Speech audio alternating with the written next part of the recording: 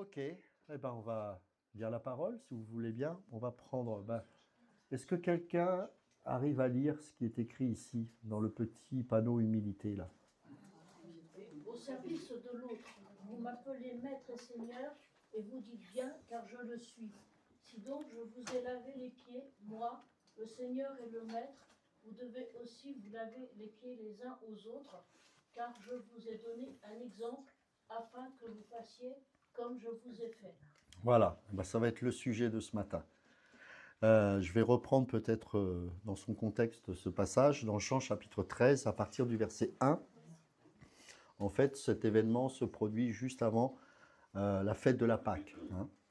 Donc avant la fête de Pâques, Jésus, sachant que son heure était venue de passer de ce monde au Père, et ayant aimé les siens qui étaient dans le monde, mit le comble à son amour pour eux. C'est beau ça, hein. Mit le comble à son amour pour eux. Pendant le souper, alors que le diable avait déjà mis dans le cœur de Judas Iscariote, fils de Simon, le dessein de le livrer, Jésus, qui savait que le Père avait remis toutes choses entre ses mains, qu'il était venu de Dieu et qu'il s'en allait à Dieu, se leva de table, ôta ses vêtements et prit un linge dont il se ceignit. Ensuite, il versa de l'eau dans un bassin et se mit à laver les pieds des disciples et les essuyer avec le linge dont il était saint. Il vint donc à Simon-Pierre et Pierre lui dit « Toi, Seigneur, tu me laves les pieds ?»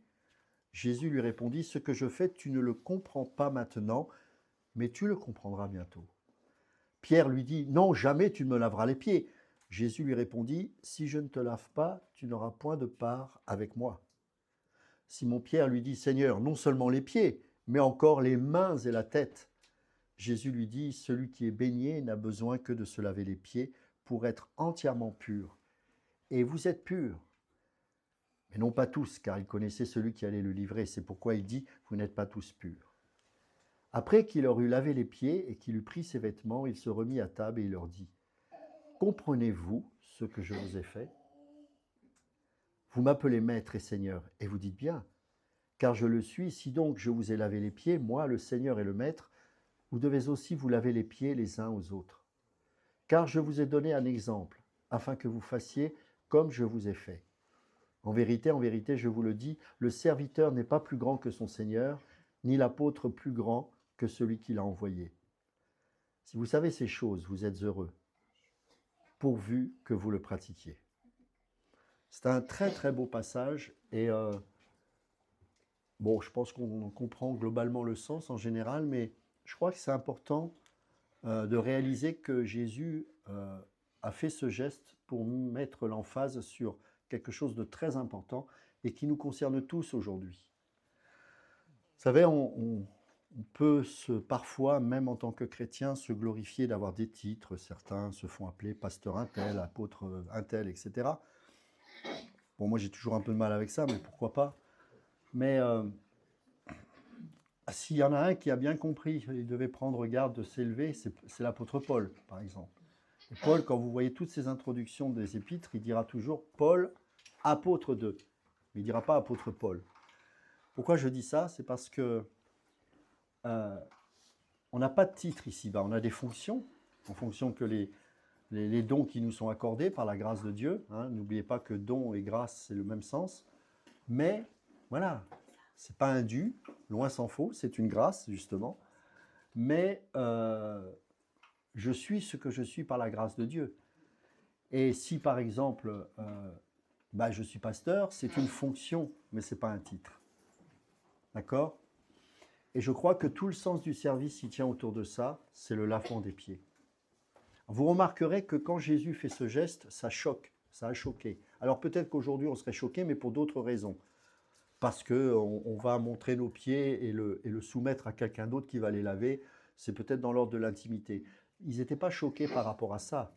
Ils étaient choqués parce que logiquement, quand vous rentriez dans une maison de riches à l'époque, eh bien, c'était les esclaves qui avaient pour mission de laver les pieds de celui qui rentrait dans la maison pour pas que la maison se salisse. Pourquoi? Parce qu'à l'époque, on n'avait pas des chaussures fermées. C'était comme une sorte de sandales. Et donc, quand ils marchaient, il n'y avait pas de goudron, hein, c'était de la terre. Et lorsqu'ils rentraient dans une maison, les pieds étaient pleins de terre. Et donc, pour éviter de salir la maison, chez les riches, sinon c'était tout simplement des serviteurs qui étaient là à disposition, eh bien, on lavait les pieds de l'invité. et ensuite il pouvait rentrer dans cette maison. Donc c'est très choquant de voir que Jésus a pris le rôle de l'esclave ou du serviteur pour laver les pieds de ses disciples, de ceux qui, dans leur esprit, sont censés être inférieurs à lui dans la posture, on va dire. Et là, il est en train de les choquer, comme il l'a fait bien souvent, et comme parfois, je crois, il le fait aussi, nous. En tout cas, moi, parfois, il me choque, parce que j'en ai besoin. Et il prend le contre-pied de tout ça, et c'est lui qui va leur laver les pieds. Et l'apôtre Pierre, il est choqué. Enfin, celui qui sera apôtre, il est choqué, parce qu'il dit, mais non, c'est pas possible. Tu es notre maître. Ce n'est pas à toi de faire ça. Et il va leur dire, mais si vous ne faites pas ça, vous ne pourrez pas prendre part à mon royaume. Est-ce que vous réalisez ce qu'il est en train de dire là? Ce n'est pas une petite phrase. Si vous ne faites pas cela, vous ne pourrez prendre part à mon royaume. Ça veut dire que sans cette humilité, mes amis, on est à côté de Dieu.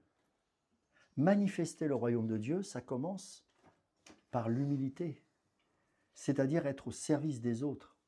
Rappelez-vous, dans Philippiens, Paul dira que nous devons considérer l'autre comme au-dessus ou supérieur à nous-mêmes. Ça veut dire que dans le service chrétien, eh bien, il y a ce sens d'être disponible et d'être placé sous. Hein, c'est le sens en grec, en fait. La soumission, soumettez-vous les uns aux autres, c'est être placé sous. C'est fort comme expression. Oui? Là, dans le contexte, c'est plutôt l'inverse. C'est accepter que Dieu lui-même te lave les pieds. C'est ce qu'il a dit. Oui? Si tu n'acceptes pas que je te lave les pieds, tu ne prendras pas part. Oui, mais bien sûr, j'y viens. C'est là que tu précèdes mon message. C'est bien, à chaque fois il me précède, c'est bien ça. Mais oui, bien sûr, on y va dans ce sens-là, tout à fait. Mais là, il est en train de leur communiquer justement quelque chose d'important. C'est l'attitude de cœur que l'on doit avoir dans le service pour Dieu. Et quand Pierre y réagit, il va dire « Ah, si c'est pour prendre part au royaume, alors trempe-moi complètement ». Et là encore, il choque. Pourquoi?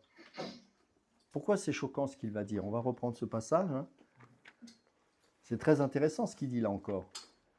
Parce qu'il est en train de lui faire comprendre, non mais tu n'as pas besoin de ce bain-là. C'est ce qu'il lui dit. Celui qui est baigné n'a besoin que de se laver les pieds.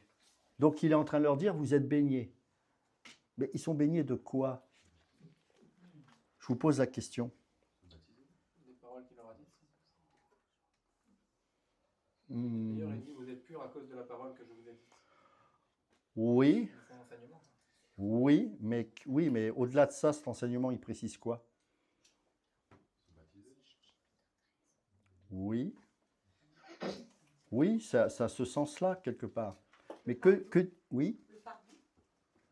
Non, enfin, ça fait partie, mais c'est pas ça. Regardez ce que Paul dit, par exemple, dans 1 Corinthiens, chapitre 6, verset 20. C'est dans ce sens-là. Pourquoi ils n'ont pas eu besoin d'être baignés entièrement? C'est un symbole. Il est en train de marquer les esprits, là, par cet acte symbolique. Personne, par la suite, va laver les pieds de manière rituelle. Vous êtes d'accord avec moi? Aujourd'hui, on ne fait plus ce genre de pratique. Donc, il veut enseigner, il veut montrer quelque chose. Pourquoi il n'est pas nécessaire que tout le corps soit baigné dans l'eau? Pour eux. Parce que le reste est propre. Parce que? Le reste est propre. Oui, exact. Très bien, on y vient. Et donc, pourquoi c'est propre le reste? Parce que le cœur bien disposé devant Dieu est purifié par Dieu. Oui, mais ce n'est pas lié à une disposition de cœur. Même si ça en fait partie, mais revenons sur ce que tu dis, on approche là. C'était pour se concentrer vraiment sur l'humilité des pieds. Ceux qui avaient plus sale dans le corps, sur le corps. Non, en fait, regardez, ça nous parle du salut tout simplement. Vous avez été rachetés, vous avez été lavés, vous avez été sanctifiés, vous avez été purifiés. Prophétiquement, il est en train de leur dire, toutes ces choses-là, je vais l'accomplir à la croix et vous êtes au bénéfice de cela. Donc, ce n'est pas ce genre de bain dont il est fait mention. Regardez ce que Paul dit dans 1 Corinthiens chapitre 6, verset 20. « Car vous avez été rachetés à un grand prix. » Vous avez été rachetés à un grand prix. « Glorifiez donc Dieu dans votre corps et dans votre esprit qui vous appartiennent à Dieu. » 1 Corinthiens chapitre 7, verset 23. Vous avez été rachetés à un grand prix, ne devenez pas esclaves des hommes. Et 1 Pierre chapitre 1, alors il y a plein de passages, hein, j'en ai pris que quelques-uns comme ça. 1 Pierre chapitre 1 verset 18. Vous savez que ce n'est pas par des choses périssables, par de l'argent ou de l'or que vous avez été rachetés de la vaine manière de vivre que vous aviez hérité de vos pères, mais par le sang précieux de Christ, comme d'un agneau sans défaut et sans tache, prédestiné avant la fondation du monde, il fut manifesté à la fin des temps à cause de vous. Par lui, vous croyez en Dieu qu'il a ressuscité des morts et il lui a donné la gloire en sorte que votre foi et votre espérance reposent sur Dieu. Alors, certains théologiens appellent ça la sanctification positionnelle, mais en fait, ce qu'il faut comprendre, c'est qu'à partir du moment où nous avons reçu ce salut, nous avons reçu, j'ai envie de dire, la totale. Nous sommes sauvés, nous sommes rachetés, nous sommes sanctifiés, nous sommes purifiés, nous sommes glorifiés. D'accord ? Alors, pour la gloire, c'est en espérance, parce qu'il restera que le corps à être glorifié. Mais voilà, donc, ce genre de bain-là, alors oui, c'est la parole, mais parce que c'est la parole qui nous immerge. Mais ce que nous devons comprendre, c'est qu'elle a produit en eux une vie. Et le Seigneur, il va les mandater par la suite pour accomplir son ministère, mais en tant que croyants et en tant que nés de nouveau. Donc ces choses-là sont établies par Dieu lui-même. C'est ce genre de bain. Rappelez-vous, Tite chapitre 3, verset 5, qu'est-ce qu'il est dit? Parce que là, il parle véritablement de bain. Tite chapitre 3, verset 5.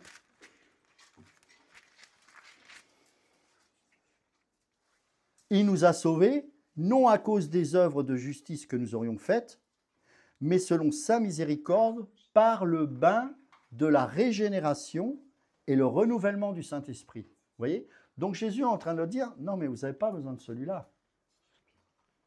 Mais par contre, vous avez besoin, et c'est là où je te rejoins, du lavement des pieds. Premièrement, c'est Jésus qui le fait. C'est vrai que c'est un signe d'abaissement et d'humilité.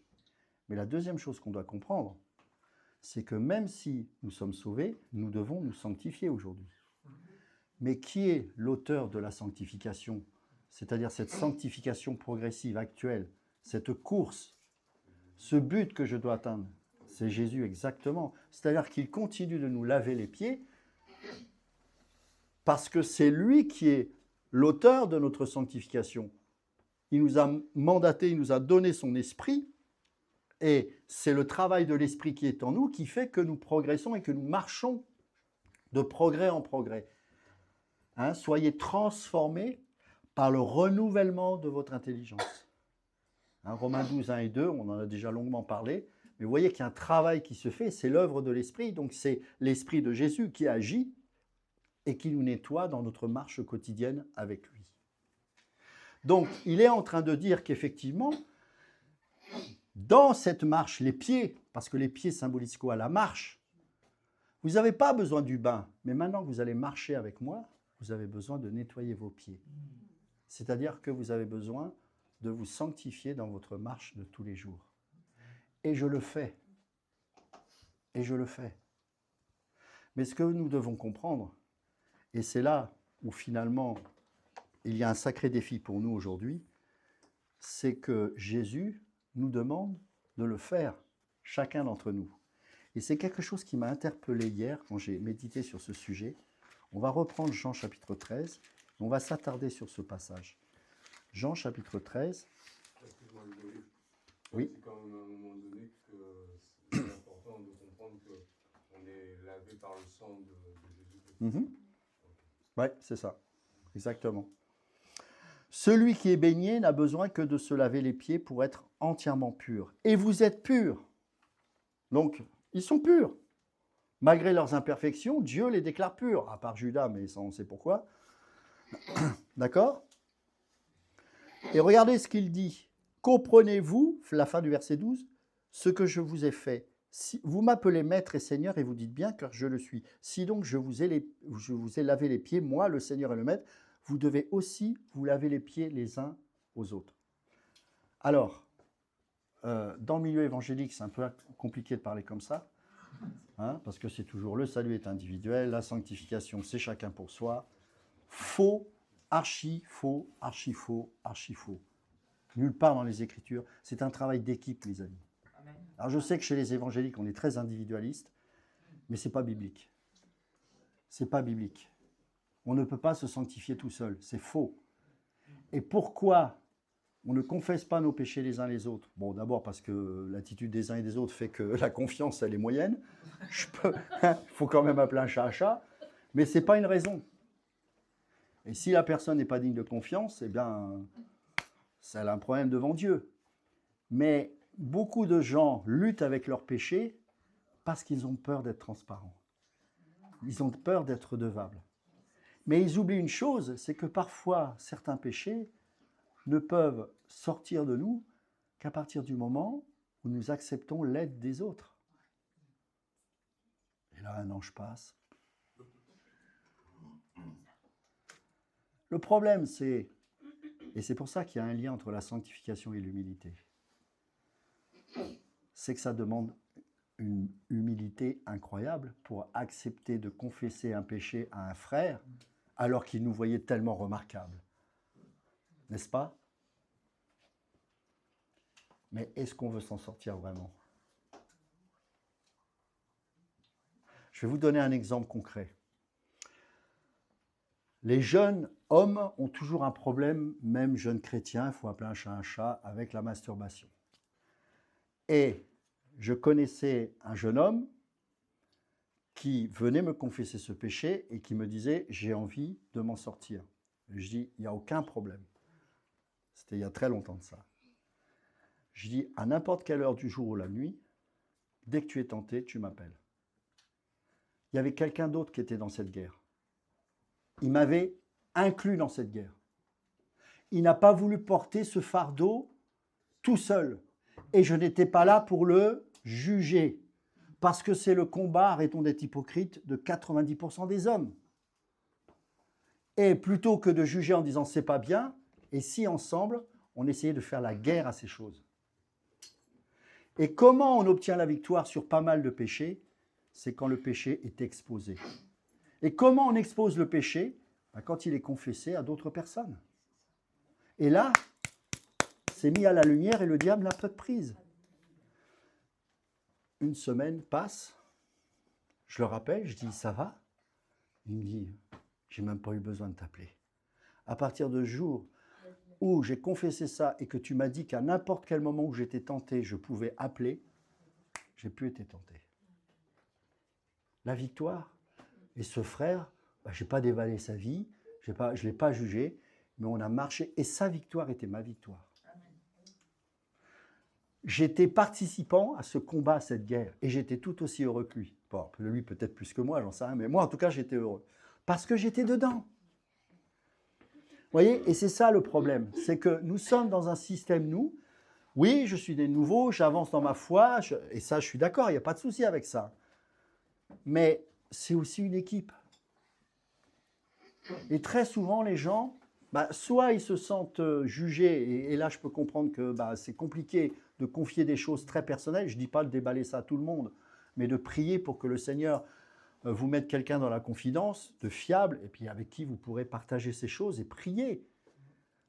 Mais en tout cas, le rôle des anciens, c'est de ne pas raconter à tout le monde ce qui s'y passe, évidemment, parce que si la personne vient me confier quelque chose, ce n'est pas pour que toute la terre en soit au courant, mais c'est que je sois inclus dans ce combat. Ça, c'est le lavement de pieds les uns les autres. Et ça demande de l'humilité. L'humilité pour celui qui se fait laver les pieds, mais l'humilité pour celui qui le lave. Alors évidemment, c'est Jésus qui n'est tout, on est d'accord, mais il utilise des personnes. Pourquoi il faut aussi de l'humilité de sa part? Parce que l'orgueil fait qu'on a toujours tendance à juger celui qui semble plus faible que nous. Ça, c'est l'orgueil. Et on a toujours ce travers quand on voit une personne qui vient dans un état de faiblesse et qui nous confesse quelque chose et qui nous demande la prière et qu'on s'investisse avec lui, eh bien, il y a toujours cet orgueil qui est là et qui aurait tendance à dire « heureusement que moi, je ne suis pas comme lui ». Ça demande aussi que celui qui participe à cette sanctification et qui participe à ce lavement s'abaisse. et qu'il puisse comprendre que ça peut lui arriver parce que dans d'autres domaines, il a aussi besoin qu'on lui lave les pieds lui aussi. C'est pour ça qu'on doit se laver les pieds les uns les autres. Le pasteur n'est pas plus saint que le diacre ou je ne sais pas quoi. Encore une fois, c'est des fonctions, ce n'est pas des titres. Hein, il n'y a pas des sanctifiés et les autres. Il n'y a pas d'intermédiaire, à part Jésus-Christ, entre Dieu et nous. D'accord? Il n'y a plus de Moïse, c'est fini ça. Nous avons tous un sacerdoce royal, 1 Pierre 2, 5 à 10. Nous sommes tous des souverains sacrificateurs. On dit tous Amen. Mais attention, ça nous responsabilise. Je suis responsable de ma foi. Je suis responsable de ma sanctification. Je suis responsable de mon engagement. Je suis responsable de l'amour que je me dois vis-à-vis de mes prochains. À commencer par les gens de la maison de Dieu.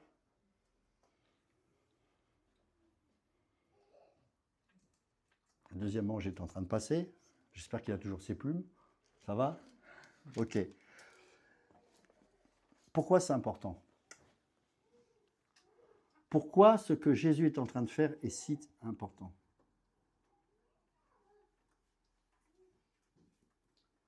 Parce qu'on ne vivra plus sous la loi.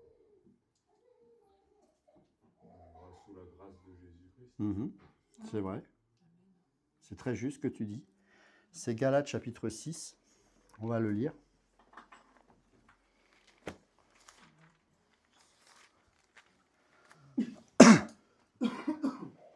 Frères, verset 1, si un homme vient à être surpris en faute, vous qui êtes spirituels, redressez-le avec un esprit de douceur.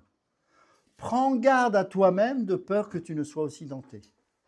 Portez les fardeaux les uns les autres et vous accomplirez ainsi la loi de Christ, pas la loi mosaïque, la loi de Christ. La loi mosaïque ne pouvait traiter que l'extérieur et elle condamnait l'intérieur. Car quand bien même on avait la prétention de croire qu'on s'approchait de la loi extérieure, cette loi condamnait notre cœur qui restait impur et qui n'était pas changé. La loi n'avait pas pour but de nous transformer, mais de nous amener vers un pédagogue qui était Christ, un pédagogue pour nous emmener à Christ. La loi de Christ, c'est une vie intérieure transformée, c'est un cœur renouvelé par l'Esprit et qui fait que naturellement, dans le monde spirituel, on va dire, on est porté à s'édifier, à s'encourager les uns les autres. Vous comprenez? Portez les fardeaux les uns les autres et vous accomplirez ainsi la loi de Christ. Si quelqu'un pense être quelque chose, quoi qu'il ne soit rien, il s'abuse lui-même. Voyez? C'est-à-dire que celui qui vient en aide, attention, il ne croit pas qu'il soit supérieur, car il s'abuse. Ça, c'est l'abaissement. C'est-à-dire qu'il faut s'abaisser pour laver les pieds de l'autre aussi. Que chacun examine ses propres œuvres, et alors il aura sujet de se glorifier pour lui seul, et non par rapport à autrui, car chacun portera sa propre charge. Etc., etc. Vous avez aussi un autre passage, enfin il y en a plusieurs, mais dans Colossiens chapitre 3, versets 13 à 24. Colossiens.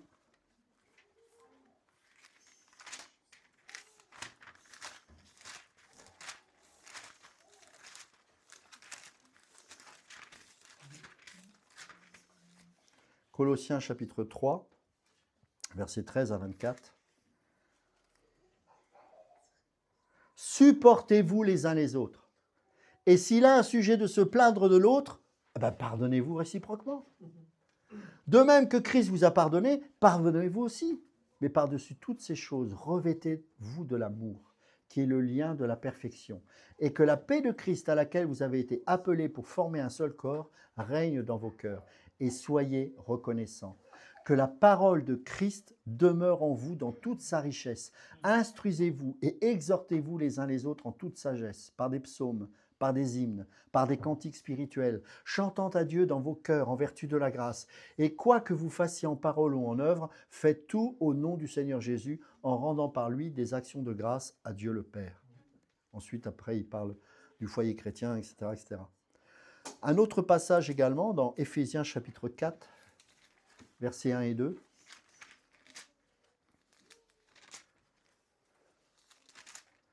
Je vous exhorte donc, moi, le prisonnier dans le Seigneur, à marcher d'une manière digne de la vocation qui vous a été adressée, en toute humilité et douceur, avec patience, vous supportant les uns les autres avec amour, vous efforçant de conserver l'unité de l'esprit par le lien de la paix. Il y a un seul corps et un seul esprit, comme aussi vous avez été appelés à une seule espérance par votre vocation, etc., etc. Il y a aussi Philippiens.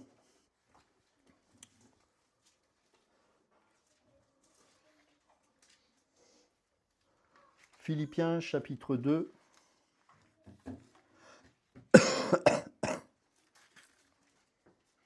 Verset 5. On va prendre le verset 1. S'il y a donc quelque consolation en Christ, s'il y a quelque soulagement dans l'amour, s'il y a quelque communion d'esprit, s'il y a quelque compassion et quelque miséricorde, rendez ma joie parfaite. Ayez un même sentiment, un même amour, une même âme, une même pensée. Ne faites rien par esprit de rivalité ou de vaingloire, mais que l'humilité vous fasse regarder les autres comme étant au-dessus de vous-même. Que chacun de vous, au lieu de considérer ses propres intérêts, considère aussi ceux des autres. Ayez en vous les sentiments qui étaient en Jésus-Christ, existant en forme de Dieu. Il n'a point regardé son égalité avec Dieu comme une proie à arracher, mais il s'est dépouillé lui-même en prenant une forme de serviteur, en devenant semblable aux hommes, et il apparut comme un vrai homme. Il s'est humilié lui-même, se rendant obéissant jusqu'à la mort, même jusqu'à la mort de la croix. Voyez ? Le Seigneur nous a sauvés, libérés. Il nous a donné son esprit. Il nous a mis à part. Mais il nous a donné un but. D'accord ? Paul dira, je cours. Et ce n'est pas que j'ai déjà remporté le prix, mais je cours en vue d'obtenir ce prix, d'aller au bout de la course. C'est-à-dire que le Seigneur, en même temps qu'il m'a fait naître de nouveau, il m'a donné un nouveau but.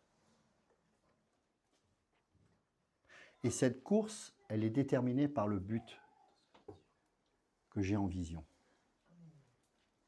Le but ne consiste pas à être le premier par rapport aux autres.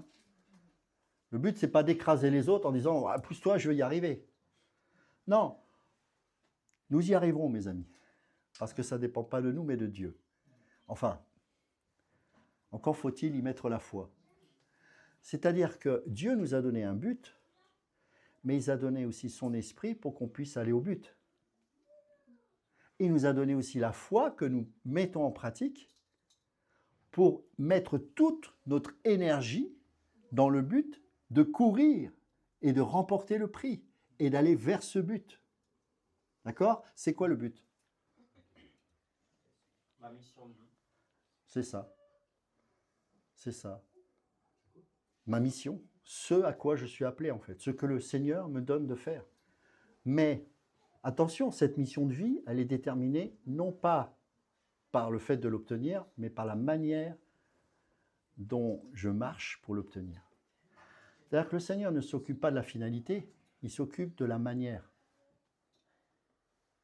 C'est très différent. Le lavement des pieds, c'est une attitude de cœur. C'est pas si je marche en écrasant les autres, je n'ai pas compris le sens de ma course. Mais si je marche avec le fruit de l'esprit, là je comprends le sens de ma course. Parce que cette course, elle est déterminée non pas par la rapidité, mais par la qualité.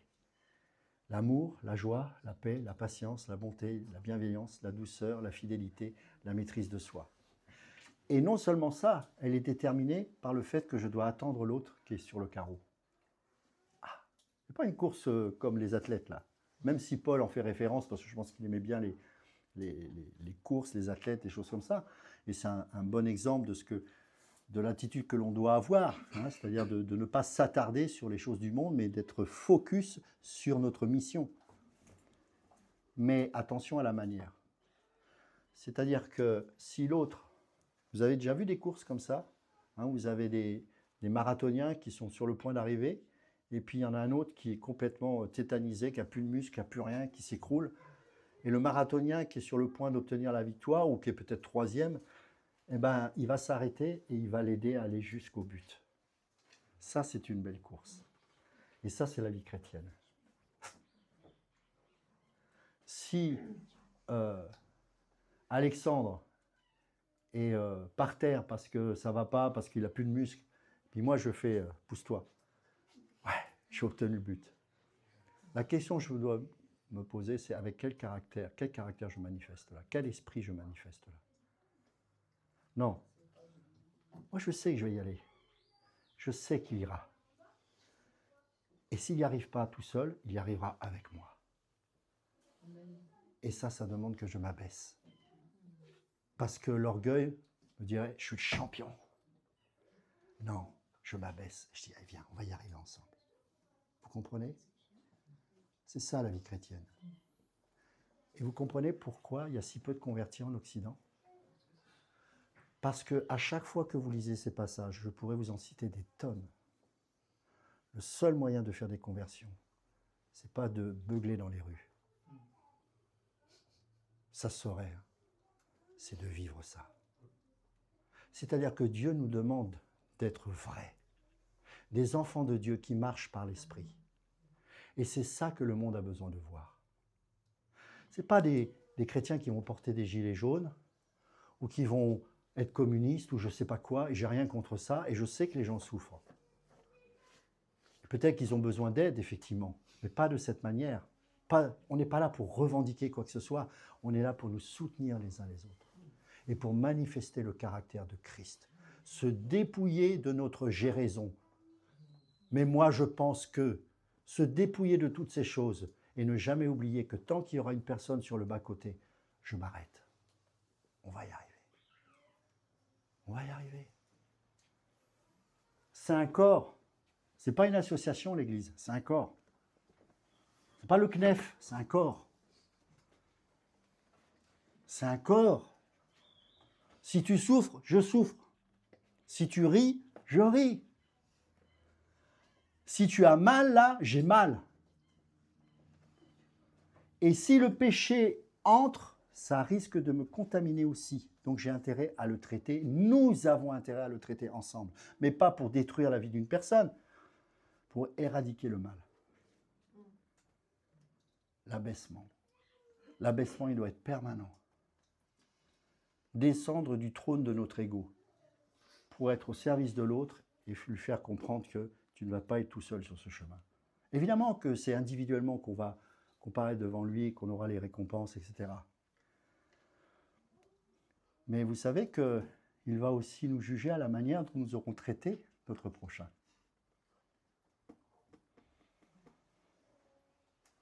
Tu te souviens du mépris que tu as manifesté pour telle ou telle personne? Ah non. Comment tu as traité cette personne alors qu'elle était en besoin? On n'est pas parfait, hein. On fait tous des erreurs, hein. Ce n'est pas le souci. Mais vous voyez ce que je veux dire? Moi j'ai une question. Oui. Face à une personne chrétienne et qui justement on veut l'aider et qui ne veut pas ou se mettre... On doit faire quoi? C'est la prière, mais voilà, quoi faire de plus? Rien. Enfin, qu'est-ce que tu veux faire? Tu vois, si la personne refuse ton aide, tu vois, Parce que je pense que je pose la voilà. question. Maintenant, ton aide ne s'arrête pas puisque tu la portes dans ta prière, tu vois. Et puis peut-être qu'un jour, voilà. Mais tu ne peux pas forcer la personne qui ne veut pas. Là, je parle évidemment dans le cadre d'une personne qui souffre, qui a ses combats personnels et qui a un problème de confiance parce qu'elle se dit, mais moi, là, les rares fois où j'ai pu me confier, ça s'est mal terminé. Et je comprends ça. Et c'est pour ça, il y a quelque temps, je vous avais fait un message sur la doctrine de la calomnie. Je reste très vigilant à ça. Si quelqu'un est en train de vous rapporter le péché d'une personne dont vous ne soupçonniez même pas le 10e de ce qu'elle est en train de confesser, posez-vous la question, quelle est la motivation de cette personne qui vient voir une autre personne pour dire du mal d'une personne qui a péché? C'est quoi le but de cela? Ça, c'est de la calomnie, ça. Donc, la première chose à faire, c'est que, bah, écoute, on va aller la voir, cette personne, ensemble, pour traiter ce problème. Vous aurez peut-être moins d'amis, mais au moins, vous aurez moins de calomniateurs à vos côtés. Hein? Une personne qui dit du mal d'une autre, venez pas vers moi pour raconter du mal d'une tierce personne. Hein. Parce que la personne risque d'être surprise. C'est pas le but. Le but, c'est d'abord d'aller voir la personne. S'il y a résistance, parce qu'il y a différents types de mal, hein. Il y a le mal kakos en grec et le mal poneros. Vous connaissez la différence entre kakos et poneros? Il y a le mal qui vous détruit vous, et il y a le mal poneros qui contamine l'autre. Et on ne le traite pas de la même manière, bien évidemment. Parce que le mal qui risque de contaminer l'autre a besoin d'être traité rapidement. Car là, c'est une question de toucher et d'affecter non pas une seule personne, mais plusieurs personnes. Et donc, quand on sent ces choses-là, il faut les traiter. Mais en calomniant, on ne fait qu'accentuer ce mal. Et on blesse la personne qui subit. Alors peut-être à juste titre, peut-être qu'elle a commis une erreur, mais il aurait peut-être fallu la voir d'abord et traiter les choses. Vous voyez? C'est des petits exemples que je vous donne, ça, parce que ça demande effectivement une certaine humilité. Et, je ne sais pas s'il y a eu des militaires ici. Moi, j'ai fait l'armée quelques années, et il y a quelque chose qui m'a vraiment interpellé. C'est qu'en plus, c'était dans la marine, donc c'est encore c'est un peu spécial. Dans un bateau, tout le monde est concerné. Quelqu'un qui ne prend pas sa douche, je peux vous assurer que le lendemain, on lui dit de prendre sa douche, et s'il ne le fait pas, on l'emmène à la douche. Pourquoi? Parce que dans un bateau où on dort comme ça, comme des sardines, quelqu'un qui ne se lave pas, c'est un drame. Et il peut y avoir des maladies. Donc vous voyez que l'hygiène de quelqu'un, s'il a une mauvaise hygiène, ça peut contaminer tout le régiment. Et là, on ne peut pas aller à terre. Hein. On est 15 jours en mer, qu'est-ce qui va se passer dans ce bateau? C'est pour ça qu'après, il y a des quarantaines, on isole le bateau parce qu'il y a des maladies, etc. Donc, on était très vigilants là-dessus. Et là, oh, tu me blesses. Non, il n'y a pas de tu me blesses. C'est une question salutaire. C'est que, ok, tu ne te laves pas, mais là, ça devient notre problème aussi. C'est comme ça que ça fonctionnait. C'est l'équipe. On doit tous arriver en vie de l'autre côté. En vie. Oui. Là, du coup, tu renvoies aux deux traitements du péché. Et des fois, on doit reprendre, une fois, deux fois, trois fois, même expulser. Et d'autres fois, par contre, on doit porter. C'est ça. Exactement. Il y a deux types deux possibilités de traiter le péché. C'est qu'effectivement, quand il y a résistance, à un moment donné, il faut couper. Hein, il faut dire, bah non, écoute, après 2-3 avertissements, etc., bon, vous connaissez les règles là-dessus, on est obligé d'agir pour préserver le corps et que la personne va dire non, tu ne peux plus revenir si tu continues à faire ces choses parce que là, c'est trop grave et ça risque de contaminer le corps. Et puis, il y a aussi un péché qui est là, qui est récurrent, qui a besoin d'être porté parce que la personne n'a pas encore compris certaines choses, parce que peut-être qu'elle est jeune dans la foi, ou parce que voilà, il y a d'autres soucis. Et là, ça demande un suivi très, très pointu et important, et un soutien. Et on sait que c'est quelque chose qui est personnel à l'individu, qui est propre à l'individu. Vous voyez? Et c'est pour ça qu'on a besoin du discernement, c'est pour ça qu'on a besoin de l'esprit. Et mes amis, le discernement, bien sûr, on a tous l'esprit, d'accord. Le discernement, l'esprit nous le donne, mais je crois qu'on est beaucoup plus sensible à la voix de l'esprit quand on est humble.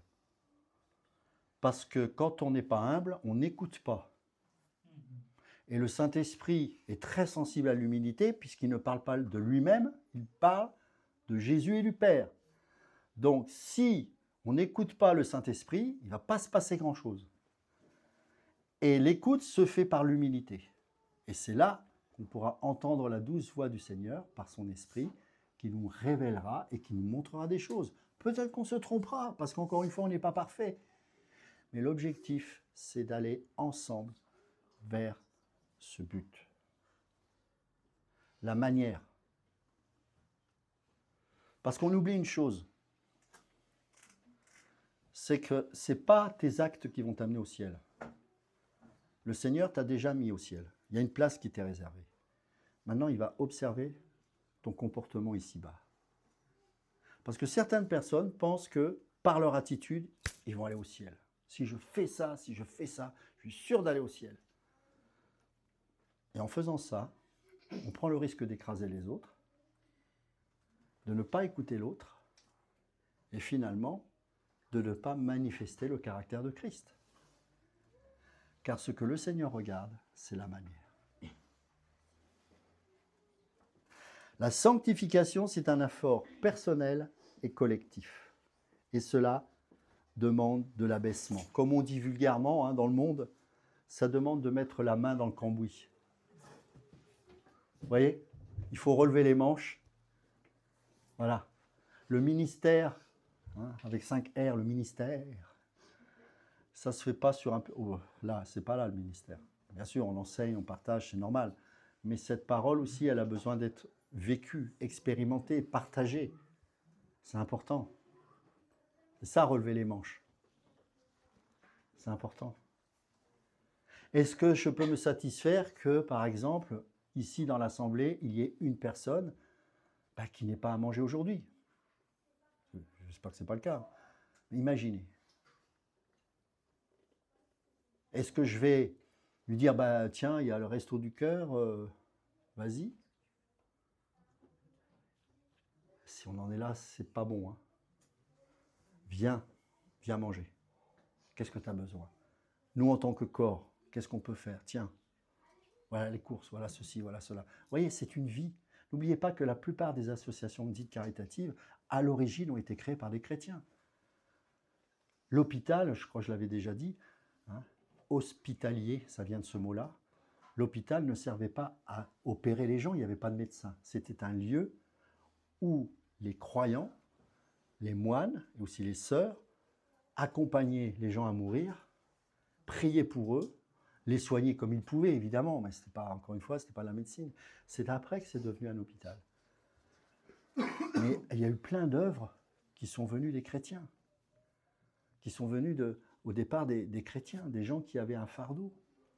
Et je crois que nous, il y a peut-être des choses, il y a des structures qui existent, et peut-être il y a des cas tellement lourds qu'on ne peut pas prendre en charge, je peux comprendre ça. Mais quand même, sur le basique, j'ose espérer qu'on est capable, nous, aujourd'hui, d'aider les uns les autres. C'est le but, c'est de dire, on avance ensemble. S'il y en a un qui souffre, allez. Et en plus, ce qu'il faut savoir, c'est que ça nous fait du bien. C'est qu'on est heureux de le faire. Parce qu'on est destiné à ça. On est destiné à ça. Mes amis, et je vais revenir sur cet aspect-là qui est important, la sanctification, c'est le plus bel acte d'évangélisation pour un chrétien. Je répète, la sanctification, c'est un des plus bels actes d'évangélisation pour un chrétien. On a très mal compris ce passage de Hébreux chapitre 12, verset 14. Et on va le lire ensemble et vous allez voir que si on le comprend correctement, ça nous remet en question. Combien de fois j'ai entendu que sans la sanctification, nul ne verra le Seigneur, et on dit ça s'adresse aux chrétiens. Faux, archi faux. Recherchez la paix avec tous. Voilà le contexte. De tous, c'est quoi? Les gens du monde aussi. On est d'accord. Et la sanctification sans laquelle personne ne verra le Seigneur. C'est-à-dire que le seul moyen pour un païen de voir le Seigneur, c'est notre sanctification. C'est notre marche avec Dieu. C'est ce qui peut toucher le monde. C'est de pardonner notre ennemi. C'est de faire du bien lorsqu'on nous donne le mal. C'est par ce comportement-là que Dieu est glorifié. Alors oui, bien sûr, on peut évangéliser dans les rues. Mais pourquoi l'évangélisation de rue a si peu d'impact? Parce que ceux qui annoncent cette parole, la question que je me pose, sont-ils réellement sanctifiés? Car Dieu ne peut pas sanctifier quelqu'un, même si on peut être touché par une parole qui est dite comme ça, par un quidam. On utilise tellement de fois l'exemple de l'âne qui parle. Oui, d'accord. Mais je crois que Dieu atteste une vie et pas des paroles. Atteste une vie. Pourquoi la parole du Christ était vivante? parce elle était vie. Mes paroles sont esprit et vie. Ce qu'il disait émanait de la vie, émanait de la soumission de son Père. Tout ce qu'il faisait, c'était en dépendance totale de son Père. Lorsqu'il parlait, ça transpirait la vie. Comment voulez-vous que la maladie tienne face à Jésus? Il est le chemin, la vérité et la vie. La vie. Ce n'était pas un théologien, c'était la vie. Et j'ai eu la grâce d'avoir des pères dans la foi qui n'étaient pas Christ, on s'en fout, mais qui avaient ce désir de manifester cette vie. Et je savais qu'ils avaient...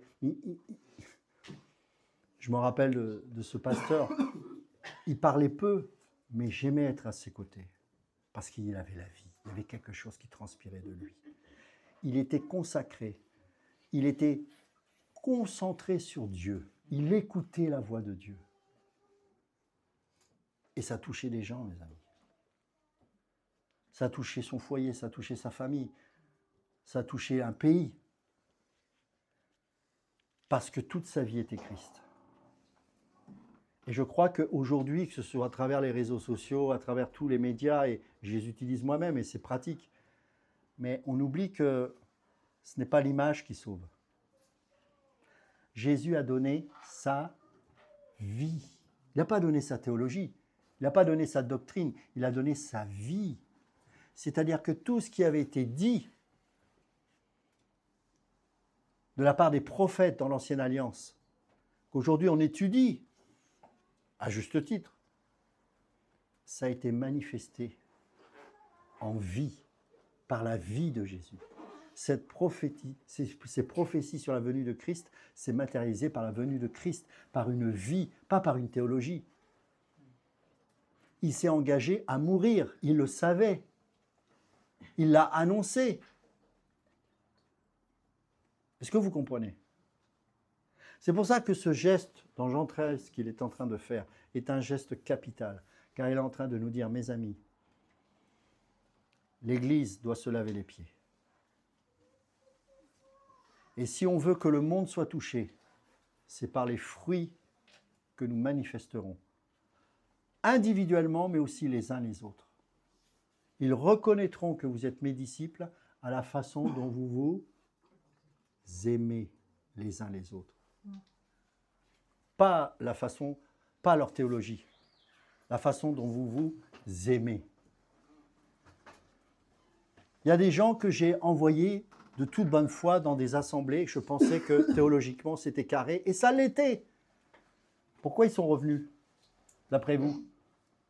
Alors que la théologie était bonne, elle était même plus que bonne. Pas de vie. Pas de vie. Pas de vie. Et j'avais cette colère en moi qui disait, mais je vous ai confié des âmes. Vous n'en êtes même pas souciés. Ça se trouve, ils ne savent même pas que ces personnes-là sont parties. Dieu merci, elles sont là. Mais je dis, mais je vous ai confié des âmes.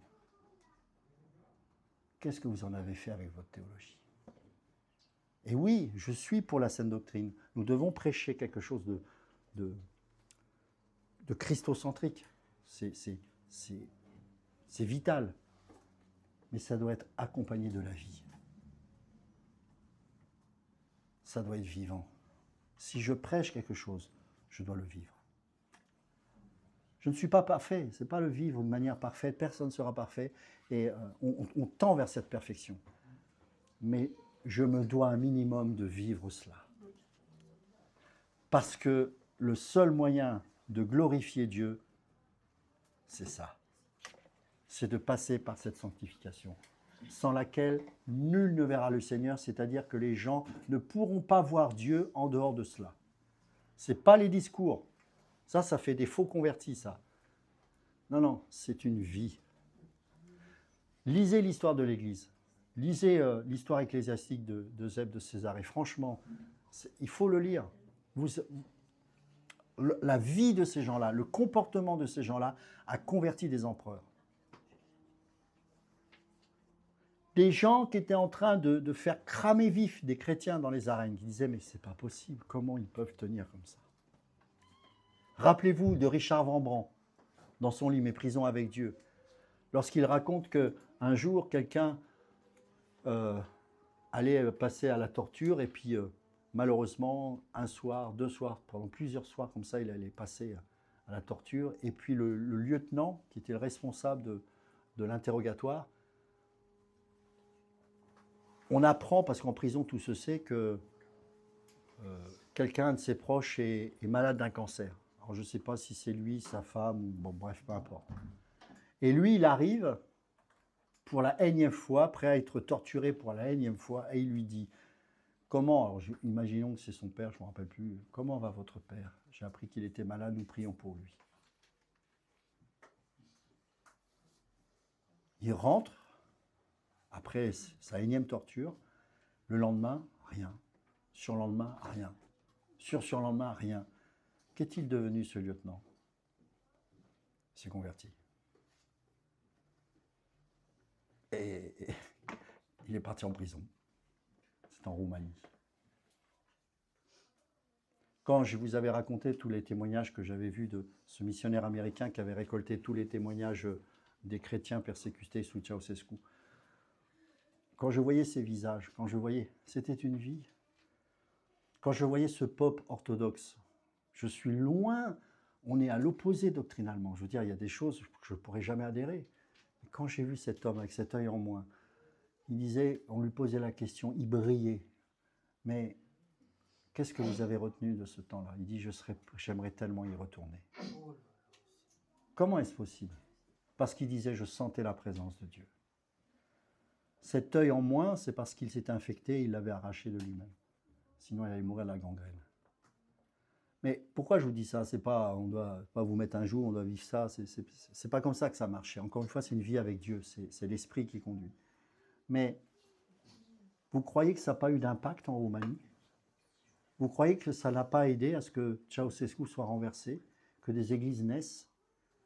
Malheureusement, 5 ans après, j'y suis retourné. Qu'est-ce que j'ai vu? Des églises américaines raconter n'importe quoi, avec des gens crédules et de bonne foi qui pensaient qu'on venait leur apporter la vérité.